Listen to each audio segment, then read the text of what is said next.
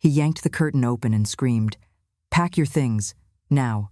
Before I could speak, he grabbed my purse, dumped it on the floor, and kicked it down the hallway. Ashley stormed in, waving papers, something about winning big, needing space, and dead weight. My coat hit me in the chest. The door opened. Cold air. Then slam. Locked out. No warning. No goodbye.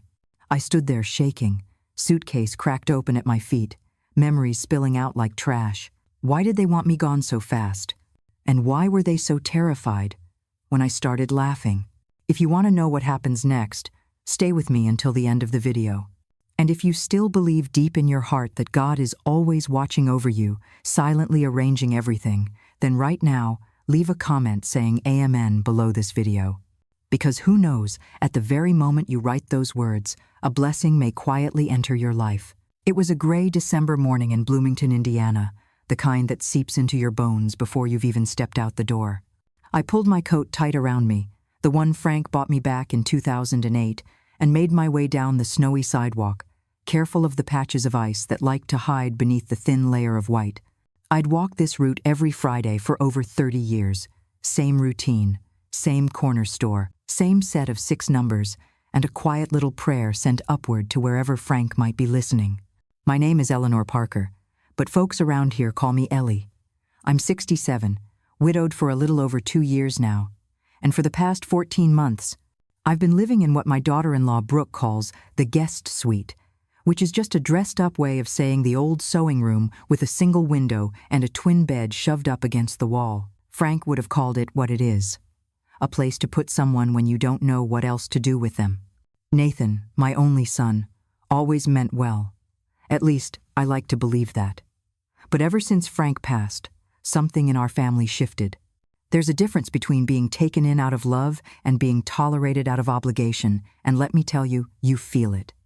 You feel it in the way Brooke purses her lips when I'm in the kitchen too long, or how Nathan avoids eye contact when she reminds me about contributing to the household expenses. I give them $1,300 a month. That's just about my entire Social Security check, leaving me with $50 to my name each month for things like soap, toothpaste, and the occasional treat if I'm feeling bold. I don't complain. Not out loud. I cook their meals, clean the house, watch my grandkids Lily and Caleb every other weekend like clockwork. I keep my head down, keep the peace. But on Fridays, I buy my ticket. Tyler Henderson was behind the counter when I stepped into Henderson's Market that morning, the little bell above the door ringing just like it always had. Tyler's mom used to work the register before she got sick. I remember giving him cough drops when he was 7 and had the flu.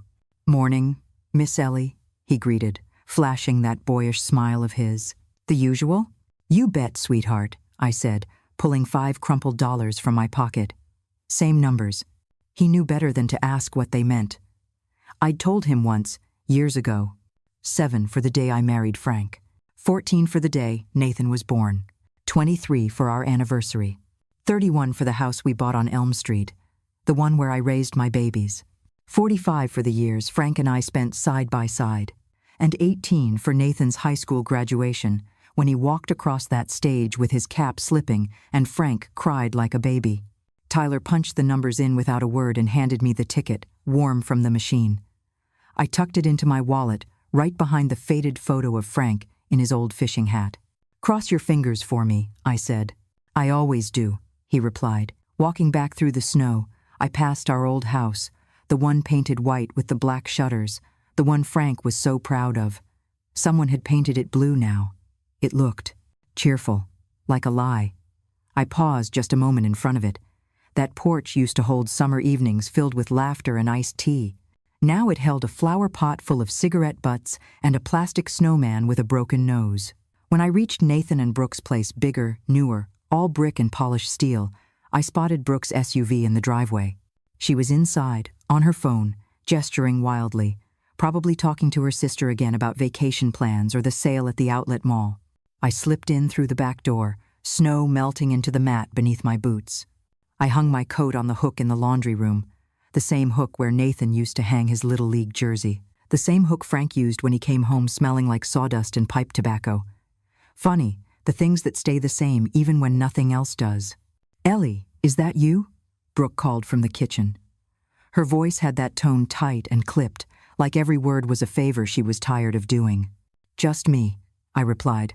I could have added, "Sorry for existing, but I didn't. Dignity's a quiet thing. You hold on to it where you can.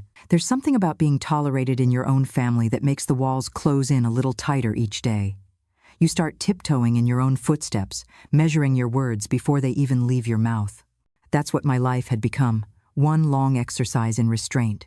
That afternoon, I sat at the kitchen table folding laundry, while Brooke clacked away at her laptop, seated 2 stools over at the granite island. Lily and Caleb were due to arrive later that evening for the weekend, which meant I'd be in charge from dinner Friday through Sunday bedtime. That's how it always was. Nathan and Brooke had date nights and self-care Saturdays, and I had the kids, the cooking, the cleanup. "Ellie, just a heads up," Brooke said without looking up. "Nathan and I have dinner plans tomorrow night. Can you handle bedtime?" "Of course," I said softly, folding one of Caleb's dinosaur pajamas into a neat square. Brooke didn't say thank you. She never did. I stopped expecting it months ago. It wasn't always this way. When Frank passed, they'd welcomed me in well, Nathan had. Brooke wore her sympathy like a jacket she was planning to return. "It just doesn't make sense for you to be in that big old house all by yourself," Nathan had said after the funeral, as we stood in the frozen cemetery with the wind biting through our coats. Brooke had chimed in then, her arm looped through his like a campaign photo. "And we've got that extra room just sitting empty. We could all help each other out." I'd been grateful. Truly. In my grief, the offer felt like a life raft. But life rafts, I've learned, don't float forever. It started subtly. A few extra dishes in the sink after dinner, a basket of laundry left in the hallway with a post-it note. "If you're going down, could you throw this in?" Then came the household contributions. Brooke called a family financial discussion one morning, like she was hosting a shareholders meeting. "Ellie," she'd said, unfolding a spreadsheet across the dining table. "We've been calculating our expenses, and we think it's only fair you help offset your portion.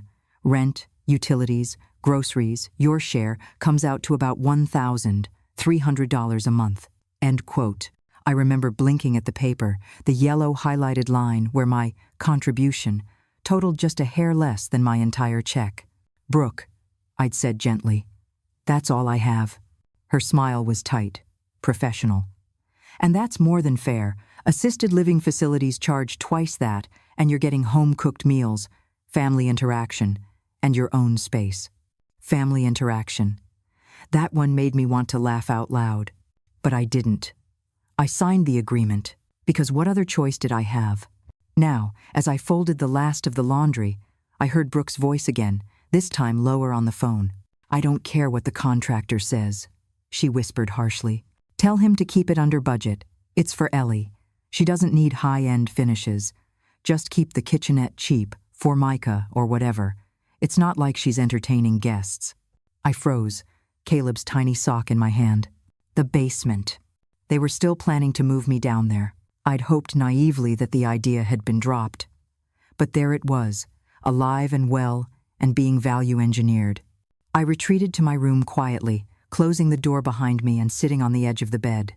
I looked around the space, the pale yellow walls Brooke had picked out, the white furniture that looked like it belonged in a catalog. Not a home. My suitcase was still in the closet, the same one I'd brought the day I moved in. I'd never unpacked it fully. Something about that had always felt smart. That night, I couldn't sleep. I lay there in the dark, listening to the muffled sounds of the house, the hum of the fridge downstairs, the creak of footsteps overhead. Somewhere down the hallway, Brooke laughed at something on her phone, and Nathan mumbled a response. I thought about Frank. What he'd say if he could see me now. "You deserve better, Ellie," he'd probably say, pouring me a cup of his bitter black coffee and tucking one of those awful sugar-free mints into my hand. "Don't let people wear you down just because they're family. Wolves wear family coats, too." That was one of his sayings. Frank had lots of them. Most people just smiled and called him old-fashioned. But I knew better. He saw things. The next morning was Friday. I pulled on my boots, wrapped myself in my coat, and stepped out into the snow like I always did. Tyler was working the early shift, waving when I came in. "Cold out there," he said. "Not as cold as some kitchens," I replied with a smile. He raised an eyebrow but didn't ask questions. I handed him my $5. Same numbers? Always. He fed the ticket through and handed it to me.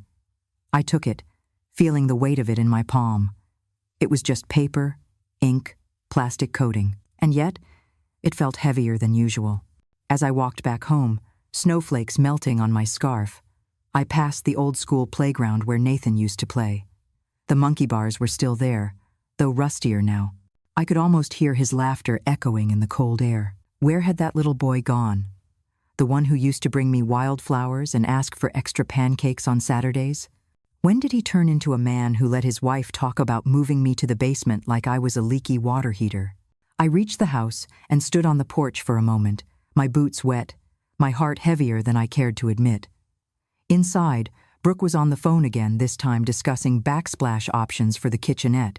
Just a little old lady space, nothing fancy. I stepped inside and hung up my coat. My hands were cold, but my resolve was warm. That night, the news came on at 10:59. I was reading a paperback mystery in bed when the announcer's voice perked up. Tonight's winning Powerball numbers are 7, 14, 23, 31, 45, and Powerball 18. I froze. Number. It couldn't be. I scrambled for my purse, fumbling with the zipper like my fingers belonged to someone else. My wallet, Frank's photo, the little ticket tucked in behind it. I pulled it out with shaking hands. Bebe, 18, the exact numbers. I read them again, then again. It took me 5 full minutes to remember how to breathe. I had won $53 million.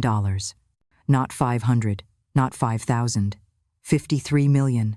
The laughter came suddenly, erupting from somewhere deep inside me. Not the kind of laugh you make at a joke, but the kind that spills out when life finally tips the scales in your favor after years of quiet suffering. Outside my window, the snow was still falling. Inside, everything had changed. But they didn't know it yet. I didn't sleep at all that night. $53 million. My numbers, my ticket, my quiet prayer finally answered. While the rest of the house slept soundly under a roof I was paying rent for, I lay there in the dark, eyes wide open, my heart racing like it hadn't in years. Not from fear this time, but from something else. Something new. Something powerful. Hope. By dawn, I'd brewed a full pot of coffee and taken out Frank's old notebook from the drawer where I kept his letters. It still smelled faintly like tobacco and cedar, like him. I turned to a clean page and began writing. To do after claiming prize. I wasn't going to rush. I'd learned patience. 2 years of biting my tongue taught me that some victories were best served slow. The house began to stir around 7 a.m. I heard the thump of Nathan's footsteps heading to the bathroom, the creak of Brooke's yoga mat unrolling in the living room. Lily and Caleb were due around 9, dropped off by their mom. Saturdays were always busy. I tucked the lottery ticket back into my wallet behind Frank's photo, zipped it shut, and slid it under my mattress. I wasn't taking any chances. By mid-morning, the chaos of a typical weekend had settled into routine. Brooke left for her yoga class, giving me a distracted smile as she pulled on her coat. I'll be back by noon. Don't let the kids eat too many waffles. Of course not, I replied. Nathan was holed up in his home office, catching up on emails, which was usually code for scrolling golf articles while I kept Lily and Caleb entertained. It was almost funny how normal the day started. The kids played with blocks on the living room carpet. I made hot cocoa and answered a dozen questions about snowflakes and sledding and why squirrels don't wear coats. The fireplace crackled. The smell of cinnamon waffles still lingered in the air. Then everything changed. It was around 11:30 when Brooke returned. She breezed into the kitchen, her cheeks pink from the cold and her phone already at her ear. I was in the laundry room folding towels. I could hear her rifling through drawers. Ellie, she called, her voice light. Where'd you put those cereal coupons you clipped? I was going to swing by Kroger later.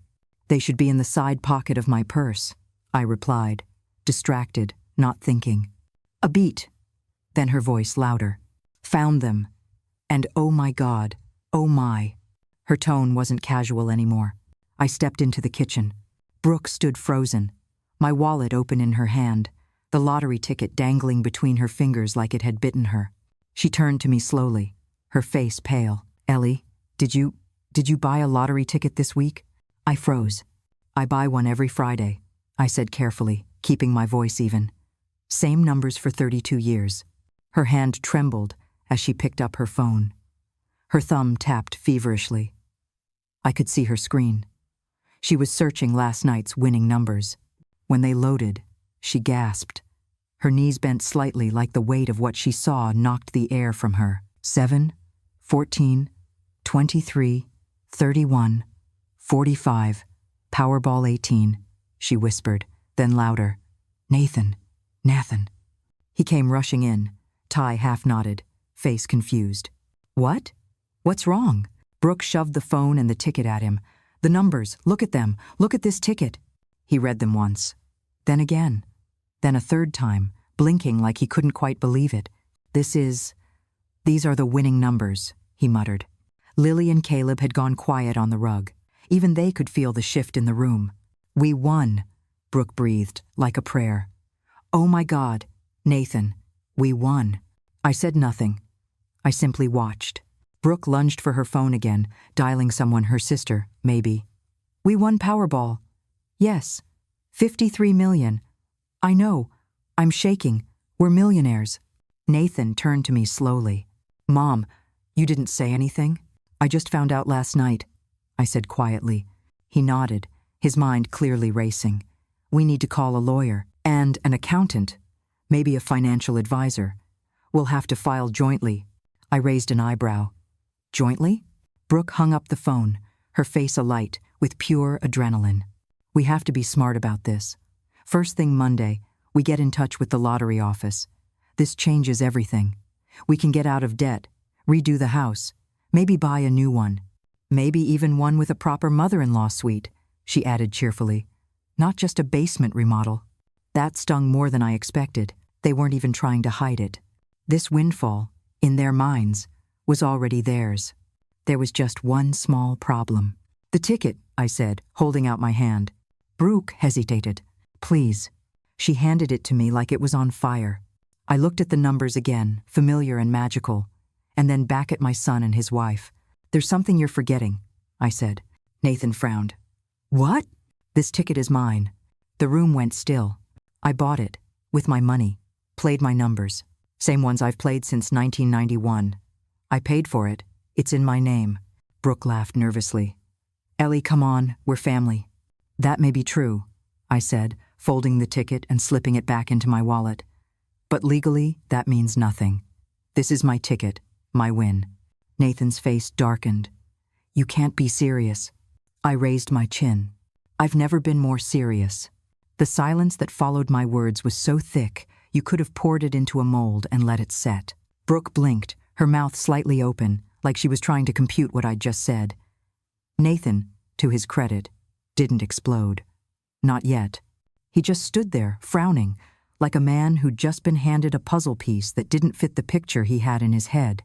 "Mom," he said slowly, "technically, yes, the ticket is in your name. But, come on, we're family. We all live here. We all benefit."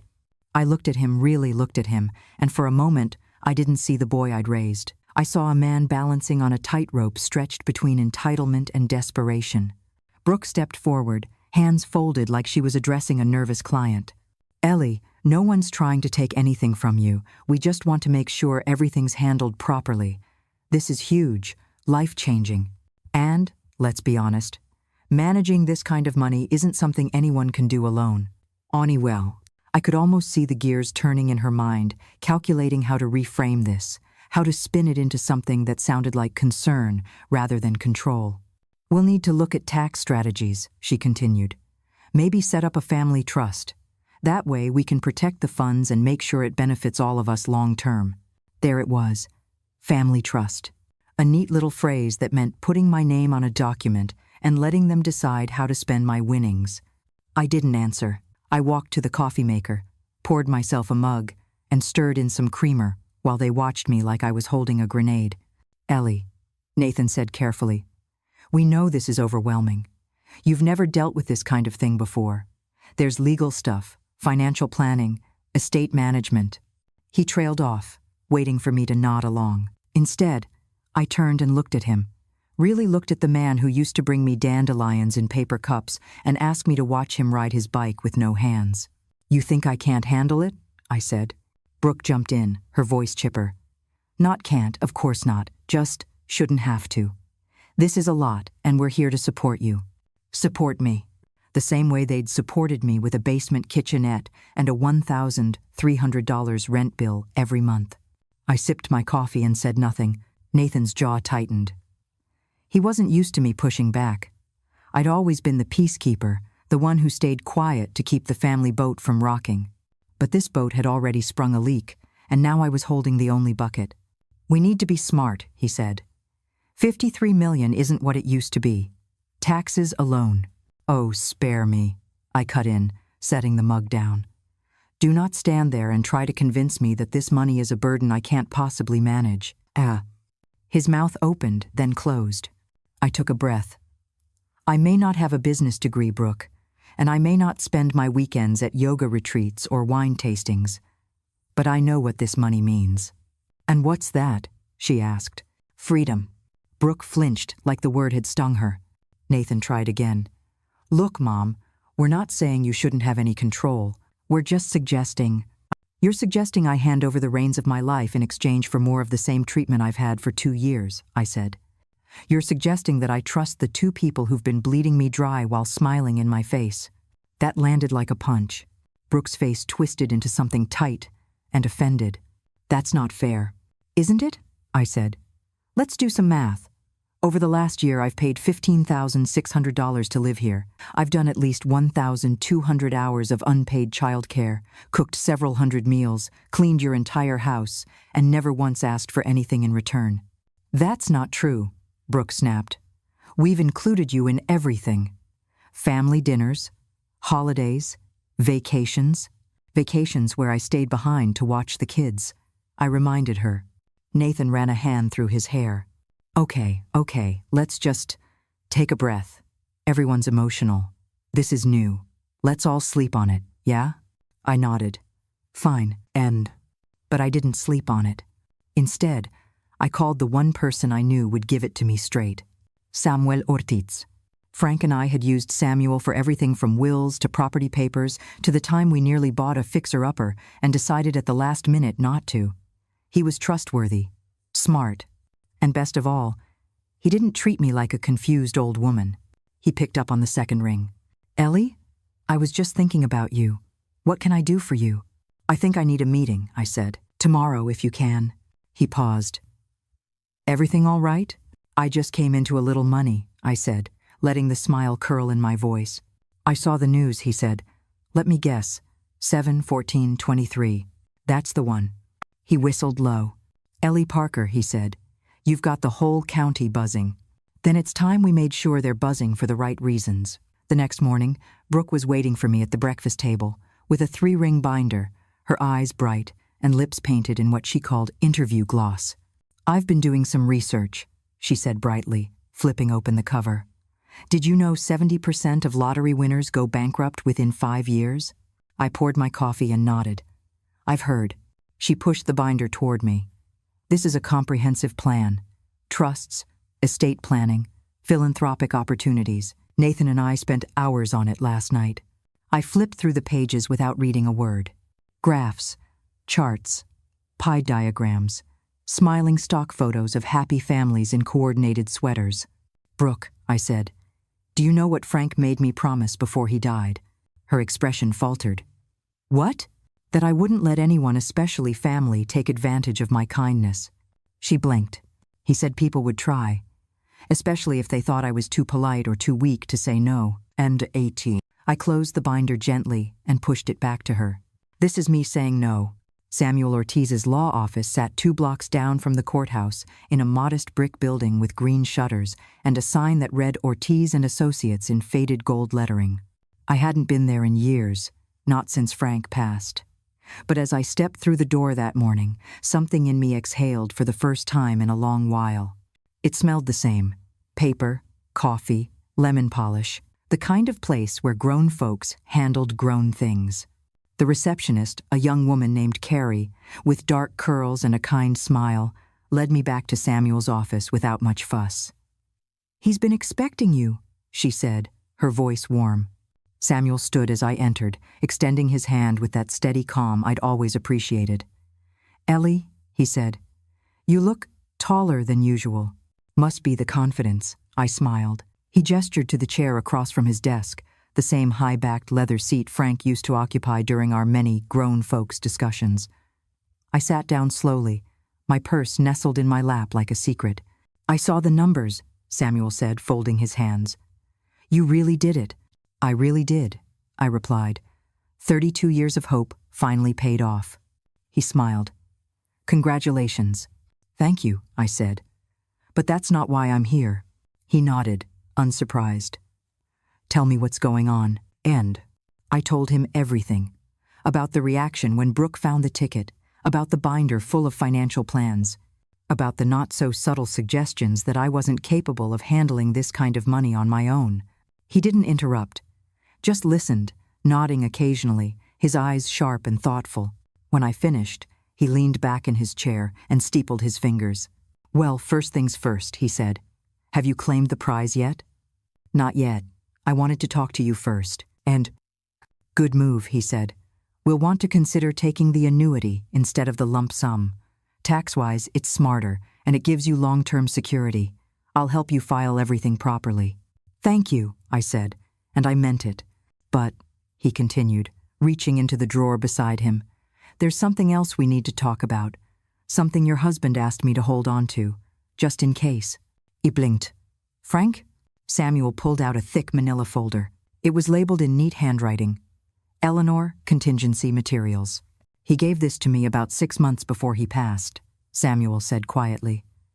"Told me to share it with you if I ever had reason to believe you were being mistreated." My hands trembled slightly as I reached for the folder. I opened it slowly. The first page was a letter from Frank. "My dearest Ellie, if you're reading this, it means I'm no longer by your side. And if Sam is the one giving this to you, it also means something I feared might come true has in fact happened. I won't pretend I know everything. But I saw enough in the months before I got sick to know that Nathan and Brooke were struggling financially, emotionally, and I feared they might try to solve those struggles through you. You've always been generous. Maybe too generous. It's one of the reasons I loved you most. But kindness without boundaries is a flame people will hold their hands over until you're nothing but smoke. Inside this folder is documentation, bank statements, credit reports, even a private investigator's findings. I asked him to dig around a little, just to be sure I wasn't imagining things. Turns out, I wasn't. Nathan and Brooke are in deep. Credit card debt, a mortgage that's underwater, a business Brooke's been running at a loss, and from what I can tell, they've been counting on you for more than just emotional support. There's also paperwork for a trust account. I set it up in your name, $500,000 from the life insurance policy I never told them about. I figured they didn't need to know, especially if they started seeing you as their backup retirement plan. Use it if you ever need to. Use it to protect yourself. Use it to live the way you deserve to live. I love you, Ellie. You were the best part of my life. Don't let anyone make you feel like an afterthought in theirs. Frank. By the time I reached the end of the letter, my eyes were blurred with tears. Samuel waited in silence, giving me space. He knew, I whispered. He saw it coming. He did, Samuel said softly. And he wanted to be sure you had options. I looked down at the rest of the folder. Reports, printouts, statements, all confirming what I had only guessed until now. Brooke's business was hemorrhaging money. Nathan's credit card debt could have funded a year of college. Their mortgage was tens of thousands underwater. They were one paycheck away from collapse, and I'd been their safety net, too polite and too loyal to cut the cords. But not anymore. I looked at Samuel. "I want a family meeting," I said. "Tonight." He raised an eyebrow. "You sure?" "I want them to see everything. Every number, every receipt, every lie they thought I was too old to notice." He nodded. "I'll get you a clean set of documents and highlight the key points. And we'll set up an official meeting at my office for next week to start the prize claim. I'll be with you every step." I stood up. My legs felt solid, strong. Frank always said justice delayed wasn't justice denied, I said. Samuel smiled. Smart man. No, I said, tucking the letter carefully into my purse. He was a great man, and by the time I returned home from Samuel's office, the winter sun was beginning to dip behind the tree line, casting long shadows across the front yard. The snow from earlier in the week still clung to the edges of the driveway like it didn't want to let go. I walked up the porch steps slower than usual, not because I was tired, but because I wanted to savor the stillness before the storm. Because tonight, everything would change. Inside, the house smelled like lemon cleaner and reheated lasagna. Brooke was in the kitchen, polishing wine glasses with surgical precision. Nathan sat at the table, flipping through mail but not really reading it. His forehead was creased, his mouth set in a permanent line of worry. They both looked up as I entered. "Mom," Nathan said, trying for casual. "Where've you been?" "Out," I said, hanging my coat. Brooke offered a strained smile. "We've been thinking. Maybe we all need a sit-down, just to talk through next steps. I know yesterday was overwhelming." I almost laughed. Overwhelming. That was one word for it. "Perfect timing," I said, placing my purse gently on the side table. "I was hoping we could all have a conversation." Nathan blinked. "Now?" "Yes," I said, walking toward the dining room. "Right now." They followed me, confused but curious. I could see it in their eyes. They thought I was finally coming around, thought the dust had settled, and I was ready to hand over the steering wheel. Bless their hearts. I pulled a folder from my purse and laid it on the dining table. "This," I said, "is the reason I can no longer pretend this arrangement is working." Brooke frowned. "What is it?" "Documentation," I said, "of your finances, your debts, your loss, your plans." Nathan's face paled. "Where did you—" "Your father hired a private investigator before he passed," I said. "He was worried, rightly so." I opened the folder and began to lay out pages like playing cards. "This is your current credit card debt," I said, tapping the first document. $47,000 across 6 accounts. Brooke gasped softly. "That's how—" "This is your mortgage," I continued. "Underwater by $32,000. This shows the delinquency notices from last year, 2 of which were forwarded to your work address, Brooke. Interesting, isn't it?" Nathan's hands were shaking. "Mom, I'm not done." I laid down a few more sheets. Car loans, $18,000 combined. Business expenses, negative cash flow. Your salon is operating at a monthly loss. That's before you deduct the cost of the renovations you're planning for the basement where, I presume, you still intend to move me. Brooke's voice broke. "Ellie, this isn't what it looks like." "No?" I raised my eyebrows. "Because it looks like you were counting on me to keep your heads above water. Quietly, without complaint, like some living, breathing line of credit." Nathan ran a hand through his hair. "We weren't. This isn't. We were trying to help." "You were helping yourselves," I said firmly. "You used words like contribution and family and shared expenses while charging me rent in my own son's house, while assigning me chores, while expecting free childcare and housekeeping in exchange for being allowed to sleep in the guest room." Brooke looked like she wanted to disappear. I pulled out one last document and placed it on top. "This is the trust your father set up before he died," I said. $500,000 in my name, accessible at any time. He knew what was happening. He just hoped it wouldn't come to this. Nathan stared at the paper like it was written in a foreign language. "Why didn't he tell me?" "Because he wanted to believe you'd do the right thing without needing to be watched," I said. "He wanted to believe you still had that in you, and a rest." Brooke was crying now, silent tears streaking down her cheeks. But they weren't the tears of regret. I knew that look. They were tears of exposure, of being caught without an alibi. "This wasn't exploitation," Nathan said, his voice rising. "We're your family." "And what does that mean to you?" I snapped. "Because to me, family is supposed to protect each other, respect each other, not treat their mother like an inconvenience with a checkbook." He opened his mouth, then closed it again. I looked at both of them. I have let this go on too long. Because I was grieving. Because I didn't want to believe my own child could be so blind to what was happening right in front of him. But Frank saw it. And now I do too. I reached for my purse and stood up. "I'm moving out." "What?" Brooke gasped. Ellie, where will you go?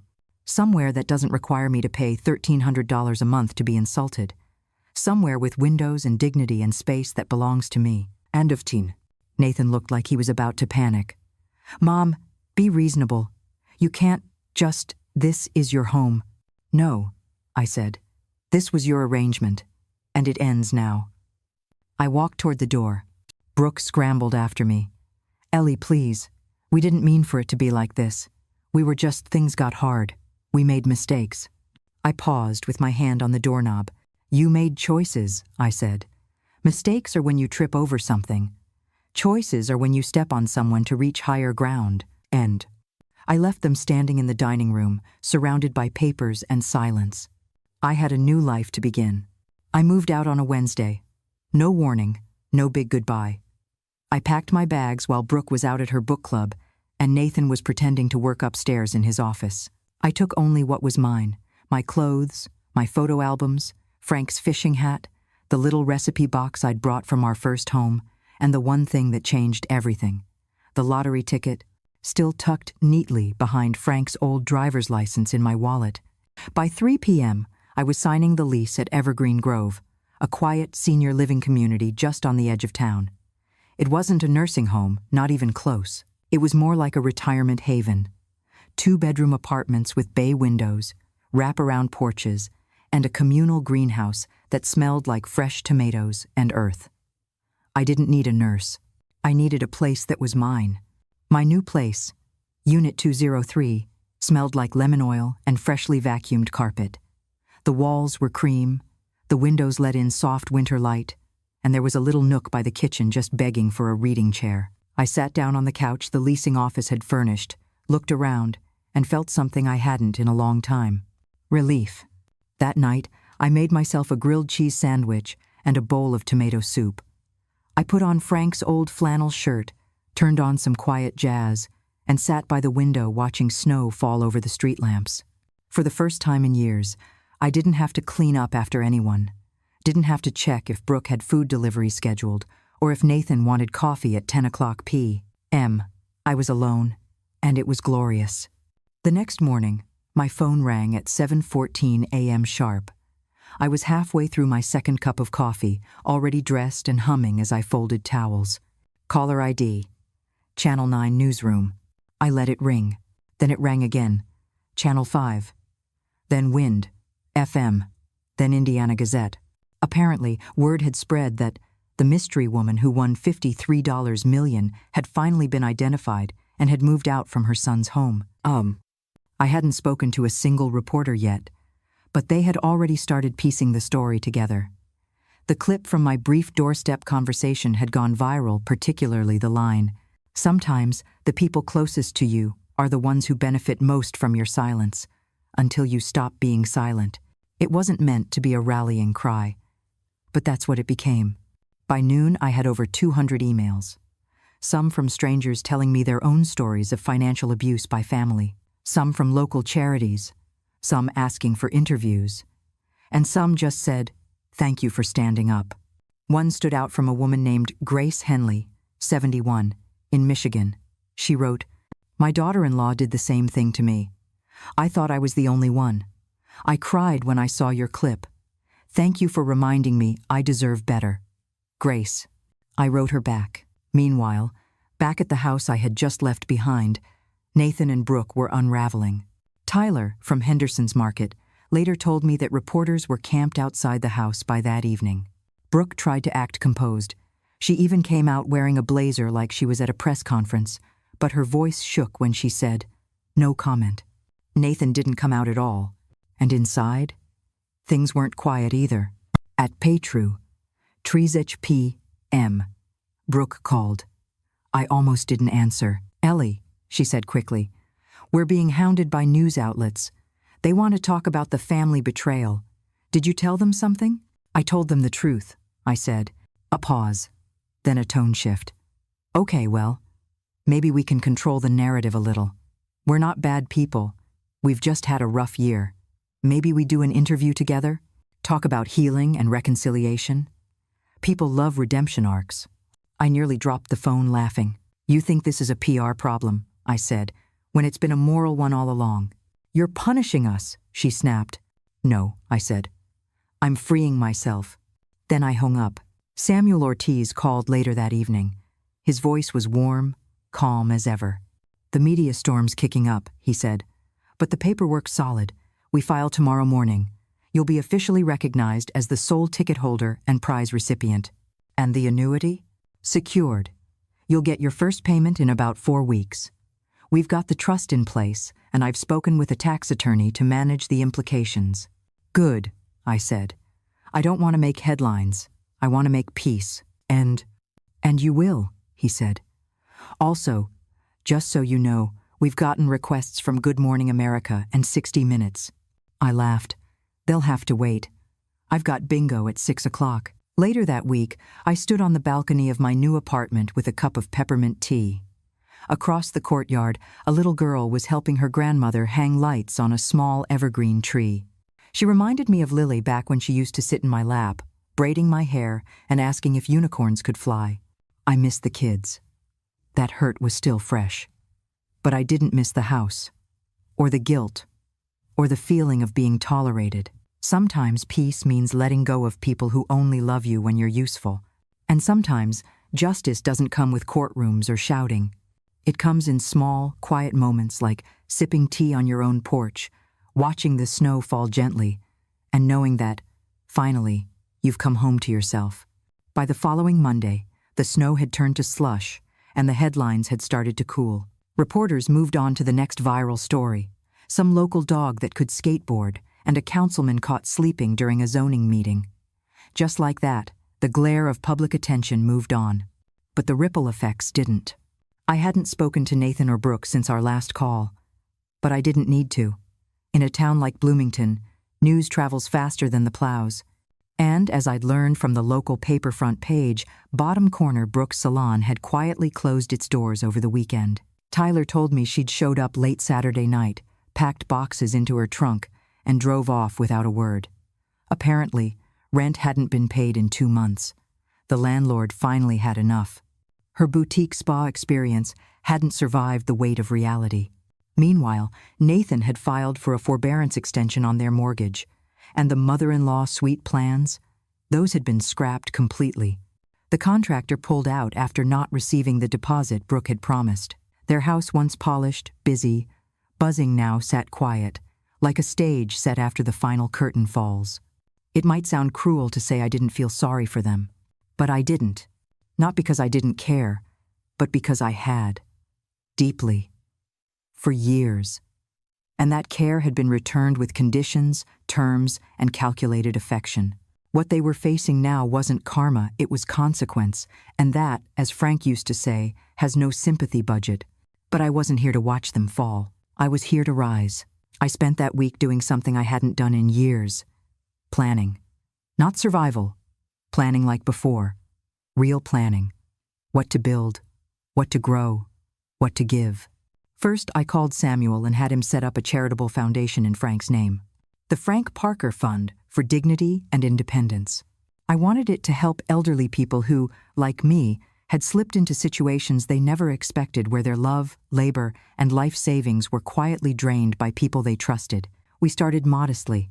A $1 million endowment to support emergency housing transitions, legal consultations, and basic income supplements for seniors in abusive or financially exploitative situations.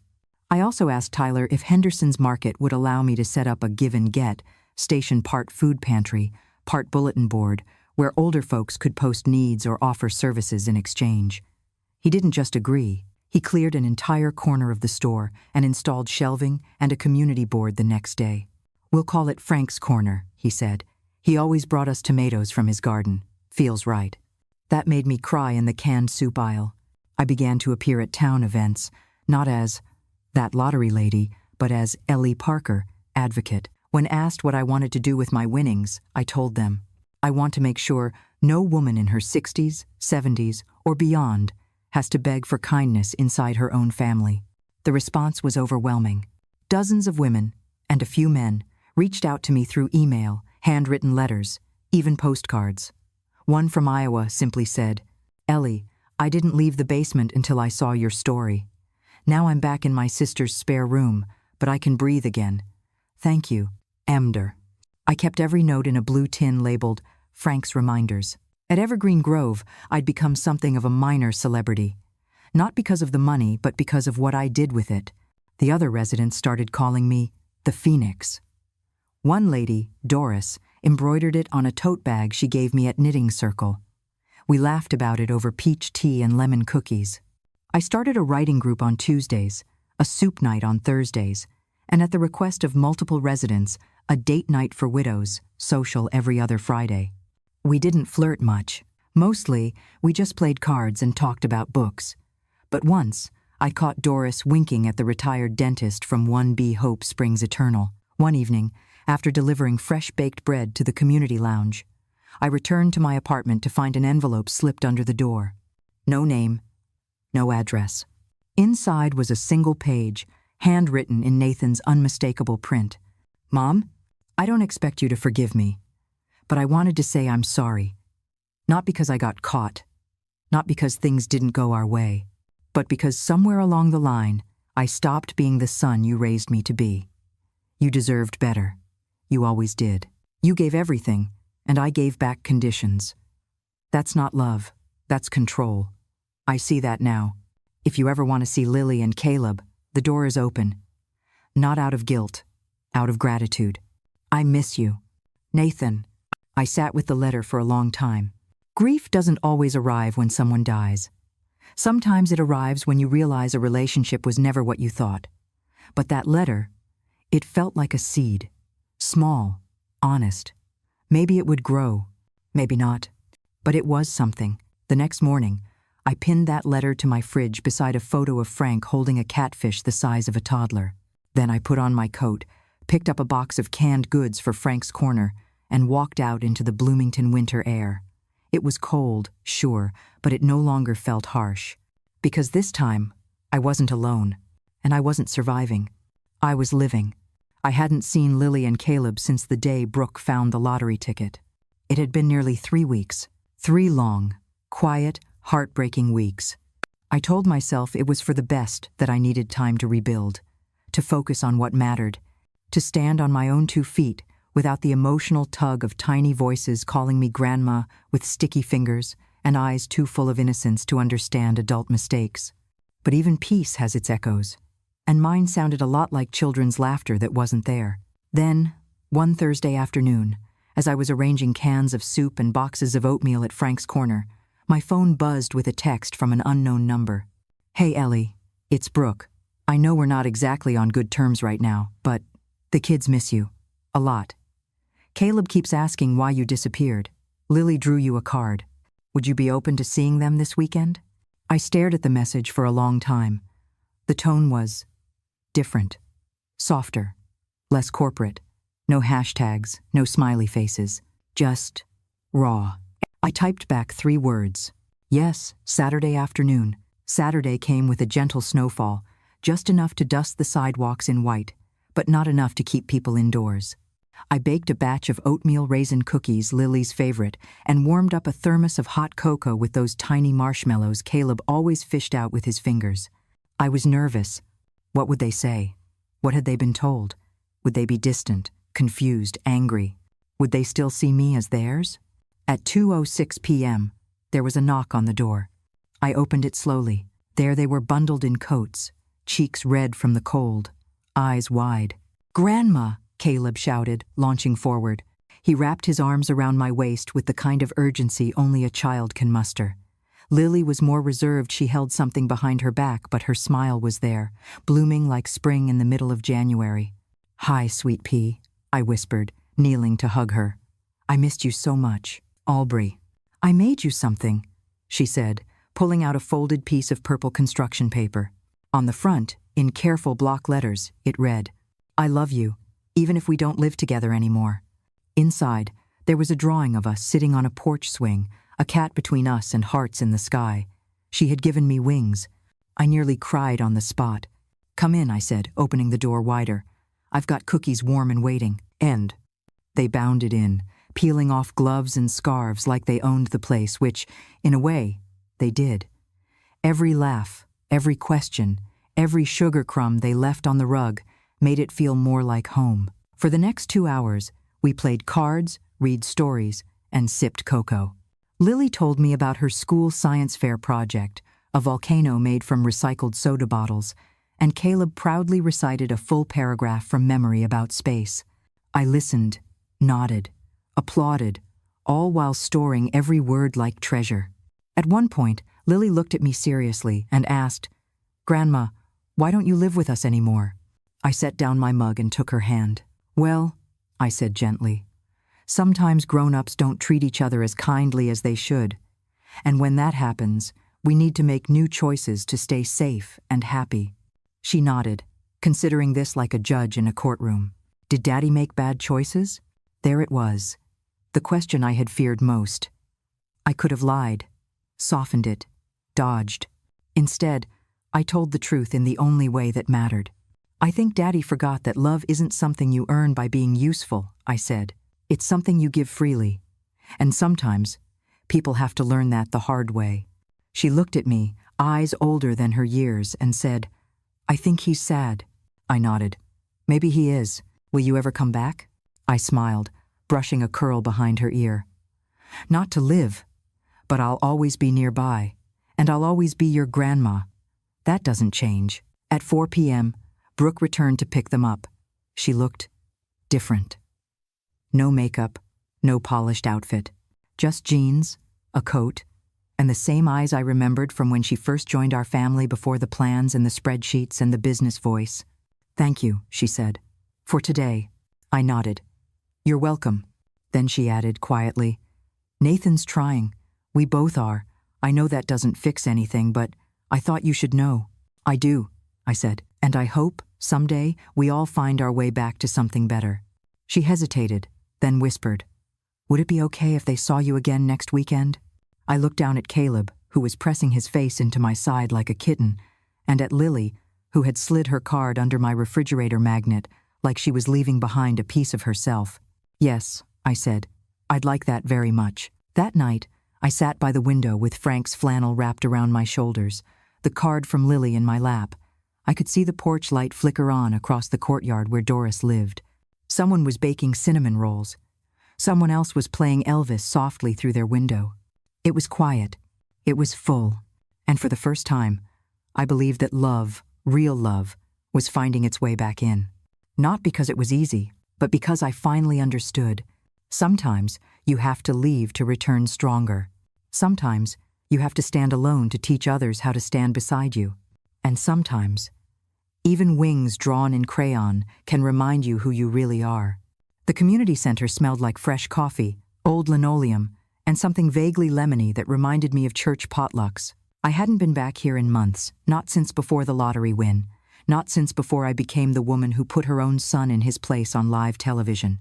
But today wasn't about the past. Today was about beginning again. I stood in front of the dusty corkboard by the front doors and pinned up the flyer I'd spent the past week designing with Tyler's help. Bright blue, bold letters, simple and clear. From forgotten to free. Seniors empowering seniors. Come, share your story. We'll listen. We'll help. We'll stand together. The first meeting was scheduled for Thursday evening. I reserved the multipurpose room, bought a box of assorted teas, and stocked up on Kleenex because I had a feeling there'd be tears, both shed and healed. By noon, the buzz had already begun. "Oh, that's her," someone whispered in the hallway as I passed the quilting group. "Ellie Parker, the one with the lottery, and the son who—" "I know who she is," the other voice said, a bit too loudly. "I've got the DVR clip saved. She's my hero." I smiled politely and kept walking, even as my cheeks flushed pink. Fame, even accidental fame, was a strange coat to wear. Too heavy in some places, too loose in others. It never quite fit right. That evening, after dinner, I found myself sitting on my porch swing with a steaming mug of peppermint tea. The January air was crisp, but not cruel.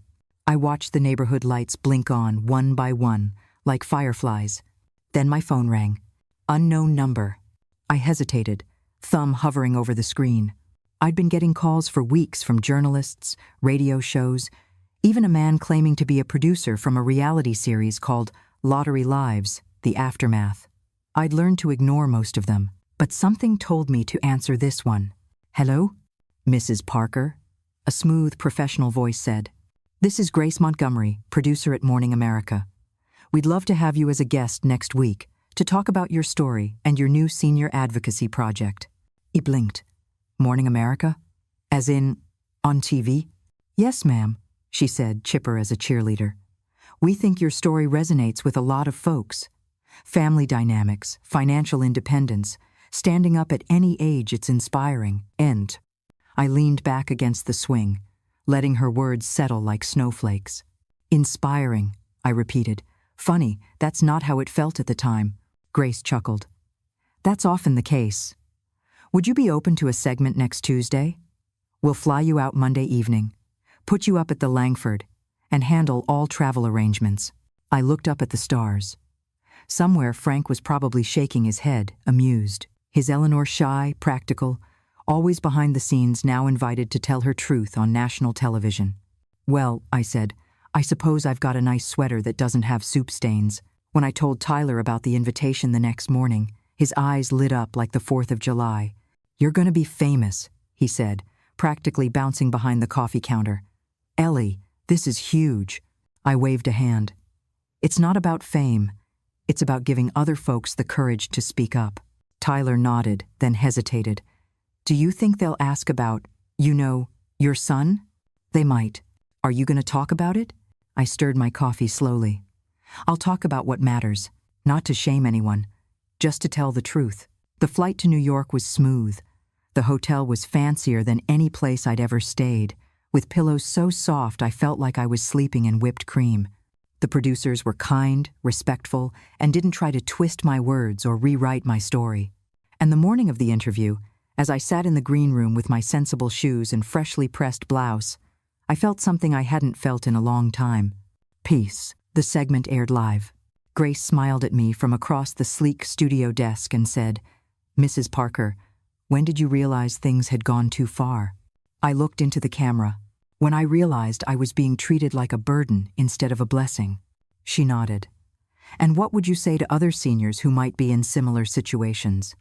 I held up the small, worn notebook I'd brought with me, the one I'd used to track expenses, hours of childcare, groceries. "I'd say this," I said. "Write things down. Keep track. Know your worth. And never be afraid to speak up. You are not too old, too small, or too late to reclaim your dignity." The audience applauded. Back in Bloomington, the response was overwhelming. The community center meetings tripled in size. Donations began pouring in for the Seniors Empowering Seniors Fund. We helped 3 women find safer housing. One man got his Social Security restored after months of mishandling by his son. And on a rainy February afternoon, I received a handwritten letter in the mail. It was from Marcus. "Mom, I watched the interview. Twice. I cried the second time. You were right. About everything, and I was wrong. About you, about money, about what it means to be family. I don't know if I deserve your forgiveness, but I hope someday you'll let me try to earn it. Love, your son, Nathan." I folded the letter and placed it in the drawer beside my bed. Not as a final chapter, but maybe, just maybe, as a new one waiting to be written. The envelope was plain. No return address. Just my name, Eleanor Parker, written in small, careful cursive, the kind that came from another generation, maybe even another life. I found it tucked between a Bed Bath & Beyond coupon and a flyer for gutter cleaning. If I hadn't been sorting mail on a slow Wednesday morning, I might have tossed it without ever seeing it. But something about the handwriting stopped me. I sat at my kitchen table with the morning sun warming the tiles beneath my slippers. My tea had gone cold, my toast untouched. I opened the envelope. Inside was a single page, lined, torn from a spiral-bound notebook. The writing was neat, nervous, female. "Dear Mrs. Parker, you don't know me, but I think you knew my mother. Her name was Marianne Bishop. She passed away in 2002. Before she died, she told me something about you. Something I've carried with me my entire life. I wasn't sure if I should believe her, and for years, I didn't. But after seeing your story on the news, I knew I had to reach out. I think you might be my grandmother. Her words, not mine. I'm sorry if this is upsetting. I just need to know if it could be true. Sincerely, Rebecca Bishop, Chicago, Illinois. My hands trembled. I read the letter again, then a third time. Marianne Bishop. The name hit me like cold water. Not a face, not a memory, but a wound I'd long since buried under layers of motherhood and marriage and grief. Marianne. She was 16. I was barely 20, and I'd only been Ellie Walker back then, working the night shift at a factory outside Terre Haute, barely scraping by. She was just a girl from church, quiet, lonely, and pregnant. They said it was a private adoption, that the couple who took the baby couldn't have children, that it would be best for everyone, the kind of clean break the church elders recommended. Only it wasn't Marianne's baby. It was mine. I pressed my fingers to my lips and sat in the silence. Frank had known, of course. I'd told him everything before we married. He'd held my hand and promised we'd never speak of it again, unless I wanted to. That he loved me for all of it. I never told Marcus. And now, out of nowhere, a letter. From a girl claiming to be my granddaughter? That night, I couldn't sleep. I lay in bed staring at the ceiling, memories crashing into me like waves. I remembered the way Marianne had looked at me when I handed her the bundled infant, our hands trembling, her lips whispering, "I'll keep her safe." I remembered how I'd stood at the bus stop afterward in the freezing rain, soaking wet, empty-armed, and sure I'd just given away a piece of my soul. Rebecca. Her name was Rebecca. I whispered it into the dark. The next morning, I wrote her back. "Dear Rebecca, yes, I knew your mother. And yes, what she told you is true. I was very young, very scared, and made a decision I thought was best at the time. But not a day has gone by that I haven't wondered about the baby I gave up. If you're open to it, I'd like to meet. With warmth and hope, Ellie Parker." We met a week later at a small cafe halfway between Bloomington and Chicago. Rebecca was 32, with stormy gray eyes and a nervous smile that tugged at something deep in my chest. She was nothing like Marcus. Yet somehow, in the curve of her chin and the tilt of her head, I saw flickers of my younger self. We sat for hours. She told me about her life growing up with Marianne, becoming a nurse, how she always felt a piece of her identity was missing. She asked me about Frank, about Harold, about Marcus and the grandkids. We cried. We laughed. We ate blueberry muffins. At the end of it, she reached across the table and took my hand. "You're nothing like I imagined," she said. I squeezed her fingers gently. "Neither are you." The weeks that followed were a blur of discovery. Rebecca came to visit Bloomington. She met Tyler and the other ladies from the seniors group. She even attended one of our Thursday night meetings and shared her own story, how she'd spent most of her life believing she was someone's secret, and now was trying to figure out how to be someone's legacy. She stayed in the guest room of my new apartment, and we made pancakes on Saturday mornings. I told her about Harold, about how I used to sing to Marcus when he had nightmares, about my mother's famous lemon pie that always cracked down the middle but tasted like heaven. She listened like every word was a puzzle piece she'd been missing. And slowly, so slowly, I began to believe that maybe, just maybe, I hadn't lost everything after all. Of course, when Marcus found out, the reaction was complicated. He called me late one night, voice tight. "You have a granddaughter I never knew about?" "I had a daughter before you were born," I said softly. "Her name was Hope." There was a long pause. "Why didn't you ever tell me?" "Because I was ashamed, and because I didn't want to lose you." Another silence. And then, "Can I meet her?" I blinked. "You? Want to?" "She's my sister," he said. "Isn't she?" Tears filled my eyes. "Yes," I whispered. "She is." The living room was quiet. Too quiet. Rebecca sat at one end of the couch, knees tucked under her like a nervous teenager. Marcus hovered by the fireplace, arms crossed, expression unreadable. And I sat between them, holding a tray with 3 mugs of chamomile tea like it was some kind of peace offering. "This feels surreal," Rebecca said softly, breaking the silence. Marcus let out a dry laugh. "You're telling me." And I placed the tray on the coffee table and took a slow breath. No one has to say anything right away. We can just sit. But that was wishful thinking, because the weight of unspoken things filled the room like smoke. Rebecca looked at Marcus, eyes cautious but curious. "You're younger than I imagined." He blinked. "I'm 42. She nodded. "And I'm 32. So, I guess that makes you my older brother." He stared at her, stunned. "I've never said those words out loud before," she murmured. "I never thought I'd have a brother." Marcus ran a hand through his hair. "I didn't know I had a sister." Silence again. They both looked at me, and I knew it was time. "I was 19, I began, and scared. My parents had already passed. I was living in a church-run boarding house for girls. Marianne, Rebecca's mother, was a sweet girl, quiet, kind, the pastor's niece. I looked down at my hands, wrinkled and worn. She offered to help me. She couldn't have children of her own. No one else knew. Not officially. We hid everything. I gave birth at a clinic in Evansville, and the next day, Marianne brought the baby home as her own. We never talked about it again. Rebecca was silent, absorbing it all. Marcus, for once, didn't interrupt. "I didn't even name her," I said, voice cracking. "They told me not to, said it would make it harder." "You named me Hope," Rebecca whispered. I blinked. "What?" "Mom Marianne told me once. She said you whispered it to me before you let me go." The tears came fast and hot. "I did," I whispered. "I forgot I told her." Rebecca reached out and touched my hand. "I grew up loved," she said. "Marianne was a good mother, but I always knew something was missing. I'd look in the mirror and wonder who I looked like, whose laugh I had, where I came from. And now you know," I said. She smiled gently. "Now I know." Marcus finally sat down across from us, his posture still stiff. "I don't know what to do with this," he said. "I feel like I've lived in a bubble my whole life, and suddenly it's popped."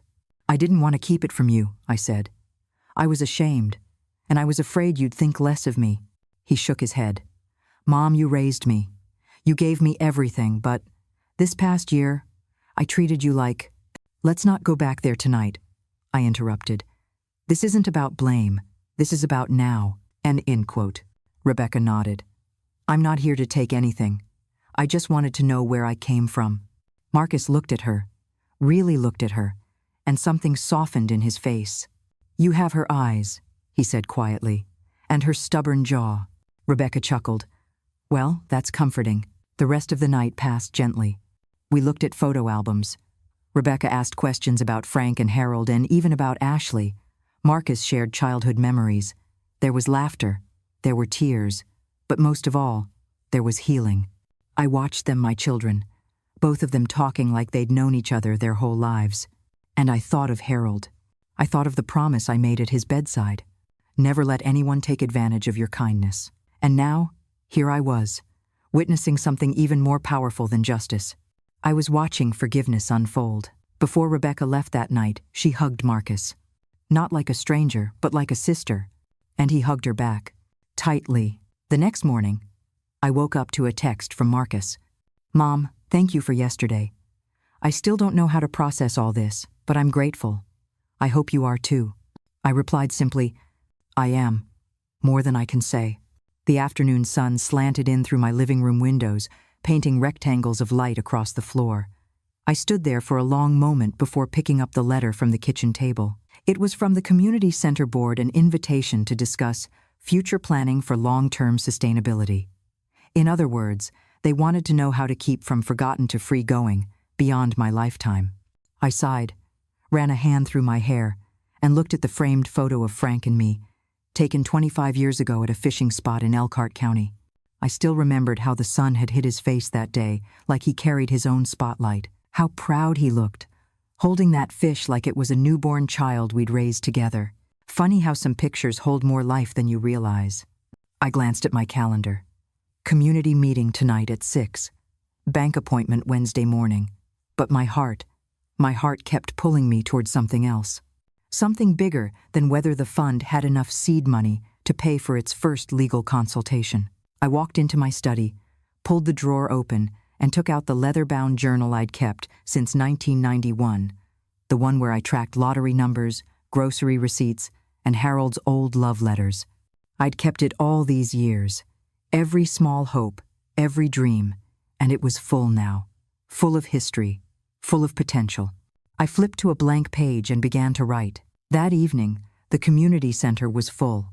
More faces than I'd seen in a while, all hoping to build a future for seniors like me who wanted respect, not handouts. As I stood to speak, I felt grounded, rooted in something that belonged to more than just me. I cleared my throat. Friends, members of the board, dear neighbors, I began, keeping my voice steady. There were nods, polite smiles, the kind that usually come before they say, "Tell us the plan, and don't mess with our sheet cake afterward." "I want to make a proposal," I said. At that, they all sat up. "I won't be taking a salary from the foundation," I said firmly.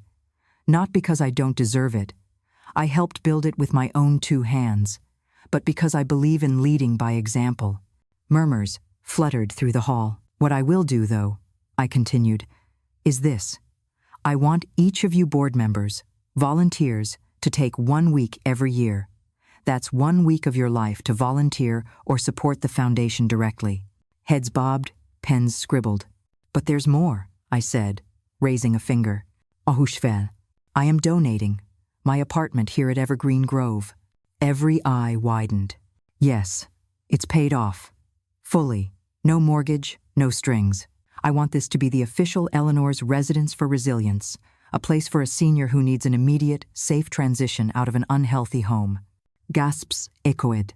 I watched their faces, shock, awe, gratitude. Every retirement fund, every legal trust for elders in our community. It must now compete with making sure one vulnerable person always has a roof and a restart. Tears sparkled in a few eyes. I closed mine for a moment. "I learned the value of sanctuary," I said, "of finding a place where you're not just tolerated, but wanted. This place that I once filled with fear, with tension, with anxiety, will now be filled with hope." When I finished, there was something like applause, quiet, reverent, full of understanding. The next morning, the local newspaper ran an article with the headline, "Lottery winner donates apartment to senior in need, legacy of kindness begins at home." I didn't seek the spotlight, but the reaction was beautiful. Letters poured in, offers from real estate agents willing to manage the space, offers from therapists and social workers wanting to volunteer their time. Rebecca called. "Mom," she said, voice trembling with admiration, "you just turn everything into something good." End of Tom. I smiled, despite the lump in my throat. "You're my family," I replied. "We pass kindness forward." Rebecca paused. "Can I help decorate the place?" You could hear the joy in her voice. "Would you? I'd love that." The next week, I dropped in on one of the mailboxes down the hall and felt a hand on my shoulder. It was Doris, her quilt wrapped around her shoulders. "You're making the world better, darling," she said, "one thing at a time." I squeezed her hand. "One house at a time." Meanwhile, word had reached Nathan. He stopped by that evening, hesitant as a boy at the threshold. "Mom," he began, "about the apartment you don't have to, that was too generous." I directed him to the kitchen table, where I'd already brewed tea. 2 mugs, side by side, no finger wagging, no guilt. It was oasis, I told him honestly. "I lost more than half of my savings because of that house, you know that." He nodded, chewing on the words. But Frank always said, "Legacy isn't measured in bricks or dollars, it's in the sanctuary you leave behind. And I've had plenty of time to tick off both in this life." He exhaled. "You're teaching me," he said. "And not about charity, about justice." I reached across the table, took his hand. "You're already on your way," I said.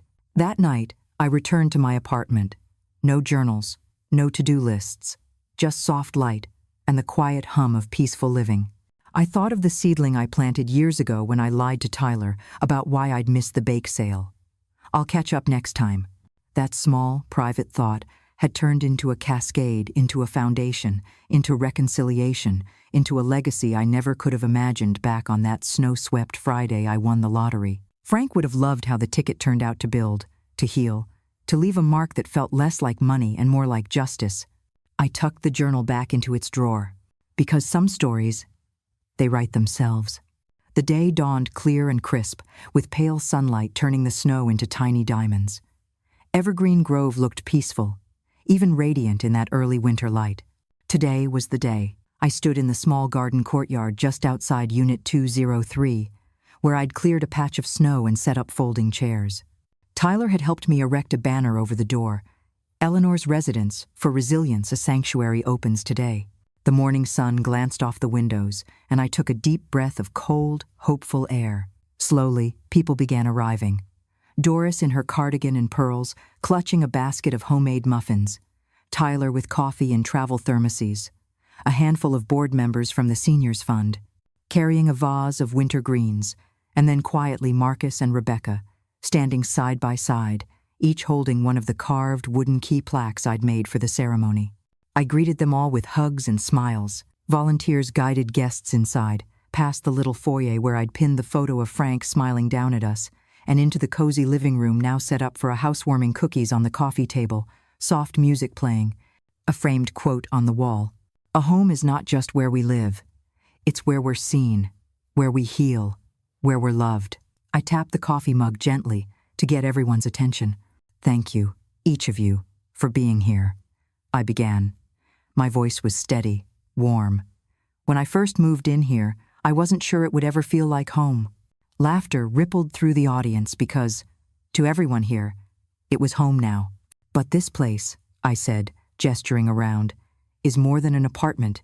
It's a promise that no one ever again will feel unwanted in their own life. I looked over at Marcus and Rebecca, each holding a small wooden plaque with a house key hung on a ribbon. These keys, I said, belong to a future resident, someone who needs this space to heal. I handed Marcus one plaque and Rebecca the other. Will you present them? They stepped forward. Marcus, voice thick, held up the first plaque. To anyone who needs protection, who needs a fresh start, you have a place. Rebecca, eyes bright, held up her plaque. This is for the ones who were told they had no roots, that their story didn't matter. You do. It does. Applause filled the room. Then, as part of the ceremony, Tyler brought out a small jar of soil from Henderson's Market Community Garden. He passed it around for people to seed into pots as a symbol of growth and rootedness. Doris knelt and tucked hers into a tiny planter with trembling hands, whispering, "For those who come next." I smiled, blinking back tears.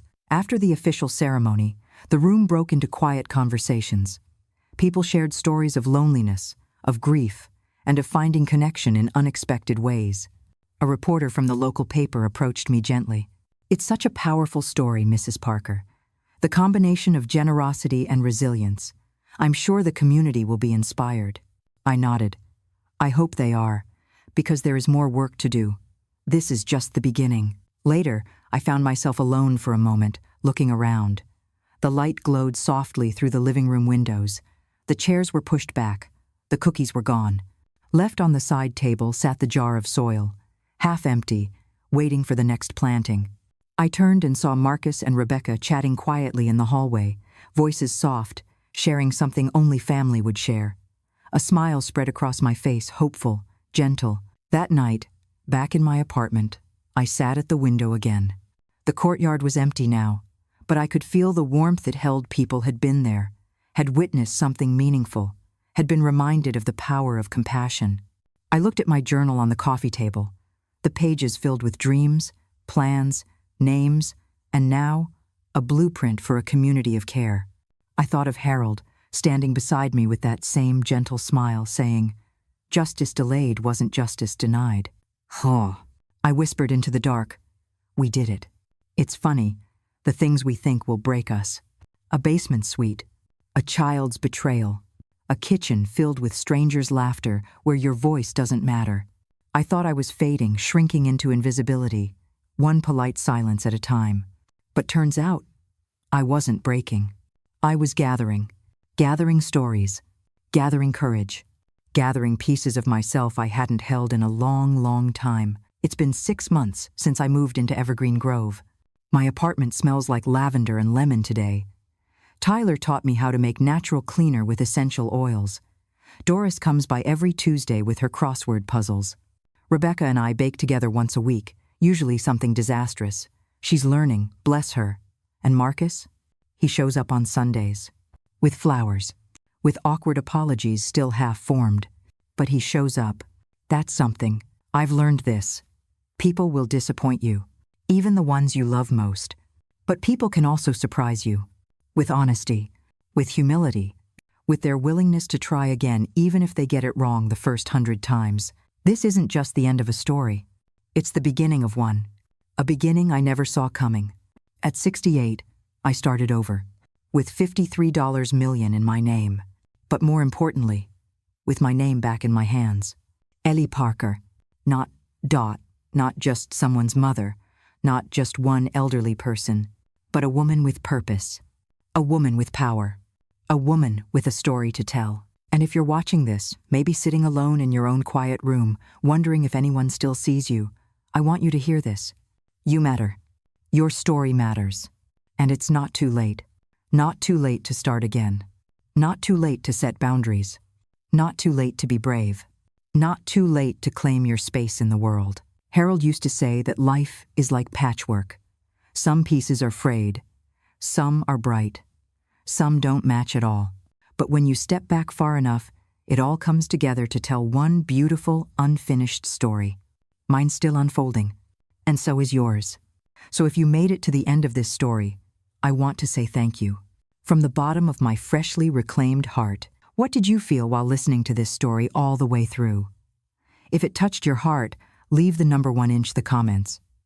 If you didn't feel connected to it, feel free to write 0. Every piece of feedback means a lot to me, because it's thanks to you that I can keep going. It's from your responses that I draw the energy to tell the next chapter a new story is coming, even deeper, even more moving. And I truly hope you'll be there to listen with me.